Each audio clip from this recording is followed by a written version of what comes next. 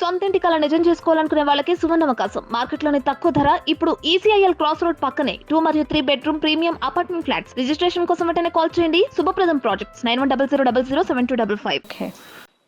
ఎవడు ఏ బుద్ధి లేనోడు నేను మాట్లాడలేదండి, నేనే ఎక్కువ మాట్లాడాను. సో ఇప్పుడు ఎలక్షన్స్ రాబోతూ ఉన్నాయి.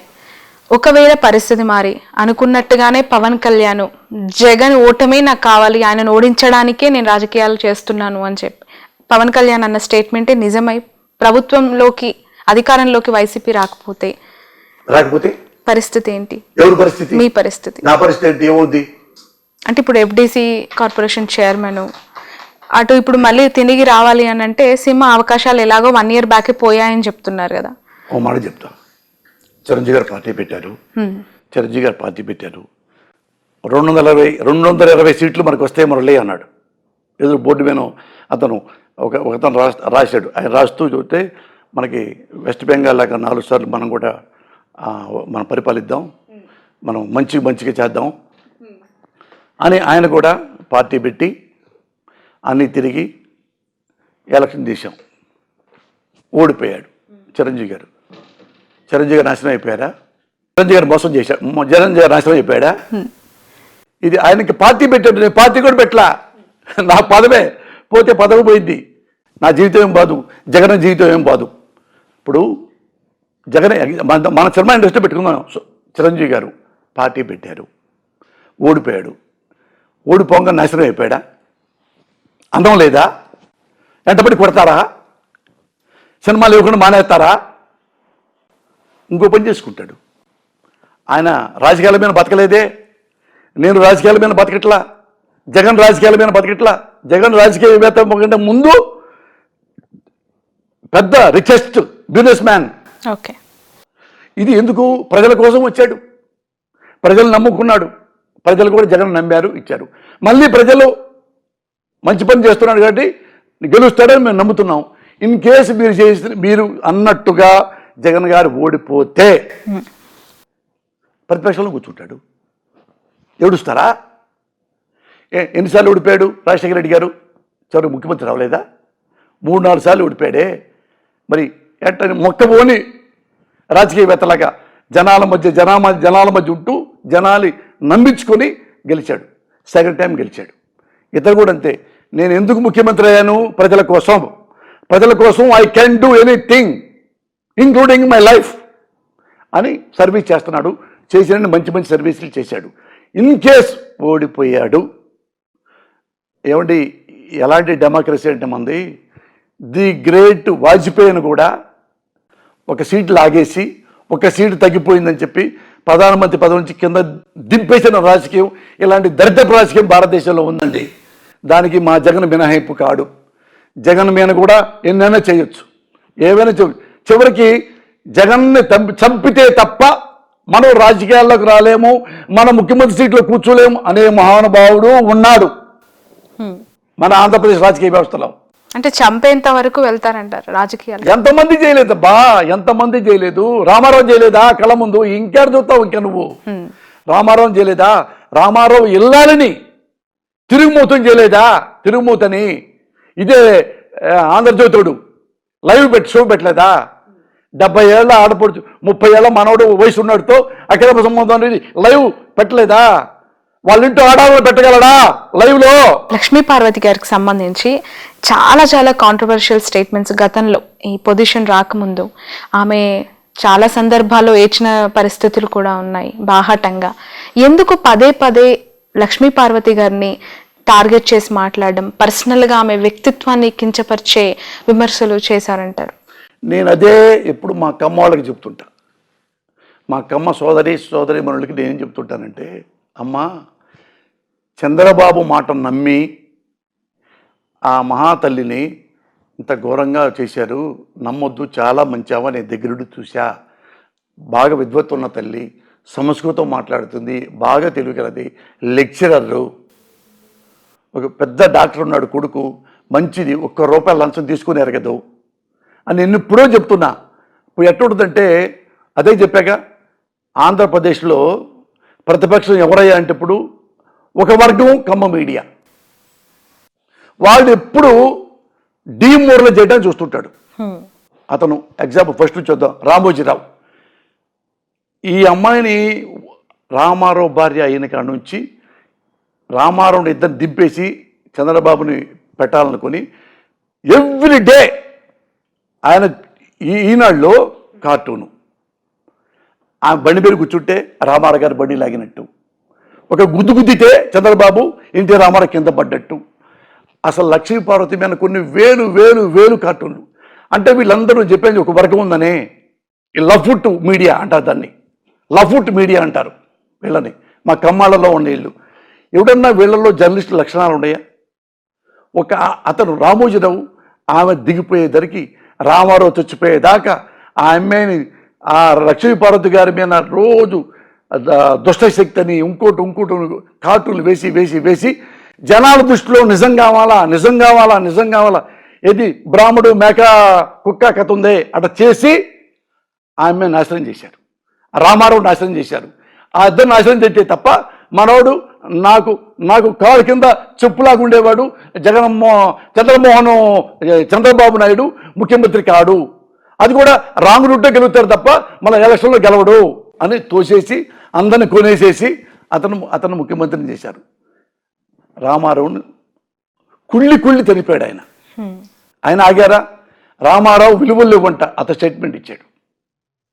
అతనికి ఇష్టం లేదు, ఎన్టీ రామారావు నా మాట విండా అని. ఇక్కడ రెండోవాడు ఇంకోటి, రామోజీరావు ఒక బ్రోకరు, ఈడొక బ్రోకరు.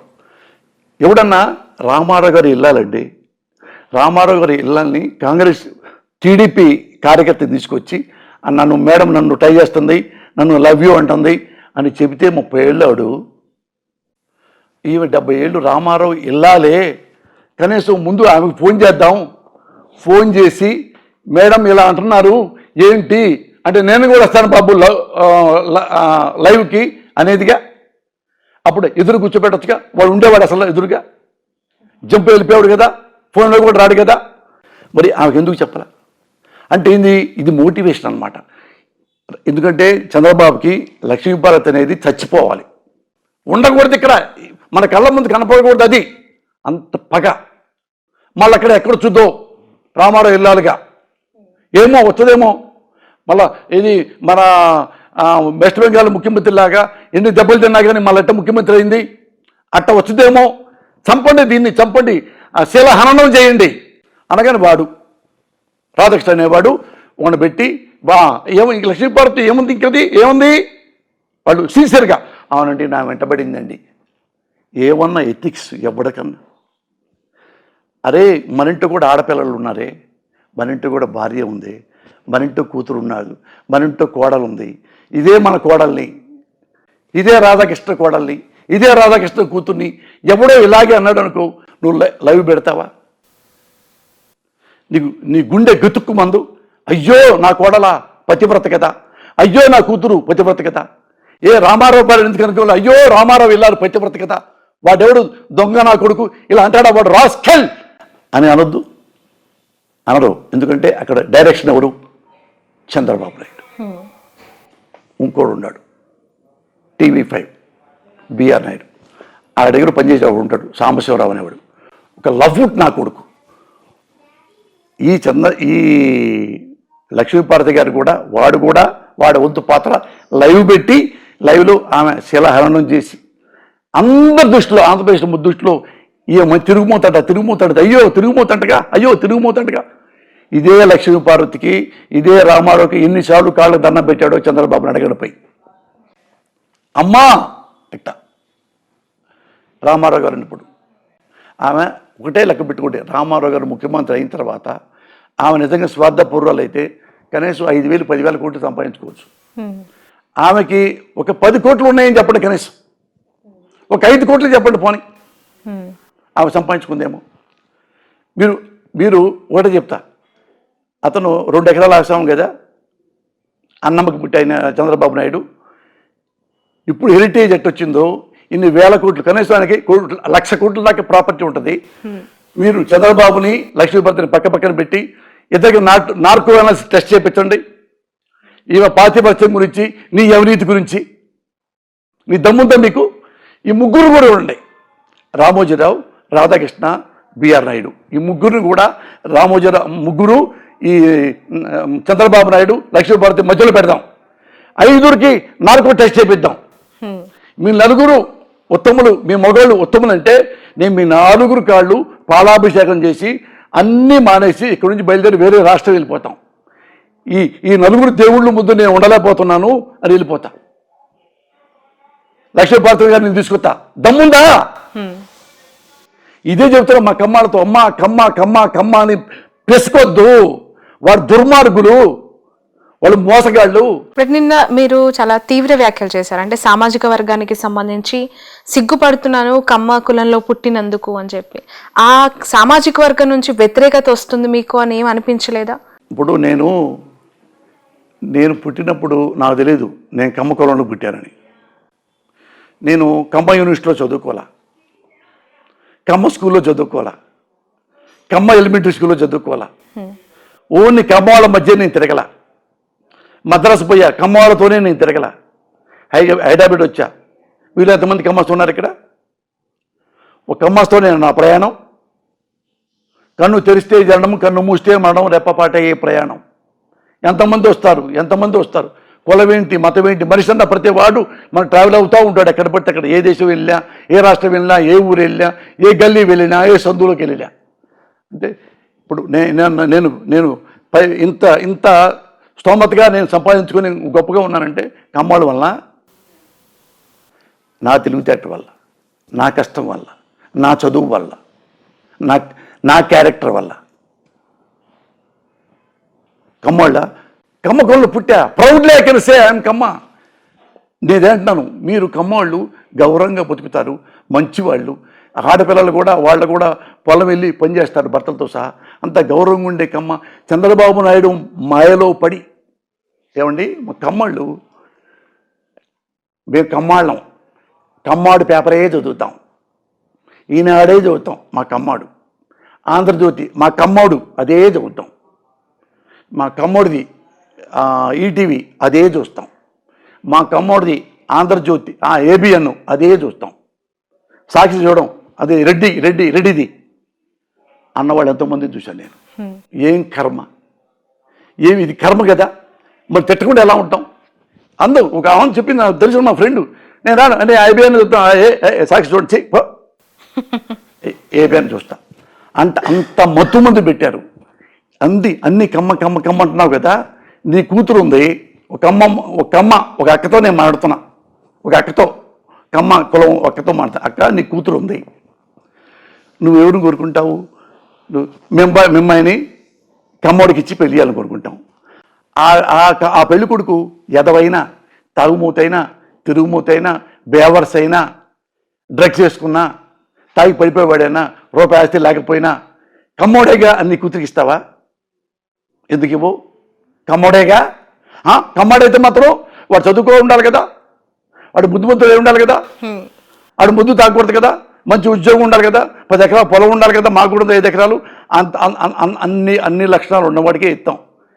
నీ కూతురికి కమ్మోడై ఉండాలి, అన్ని లక్షణాలు ఉండాలి, అందంగా ఉండాలి, అప్పుడు పిల్లనిస్తావు.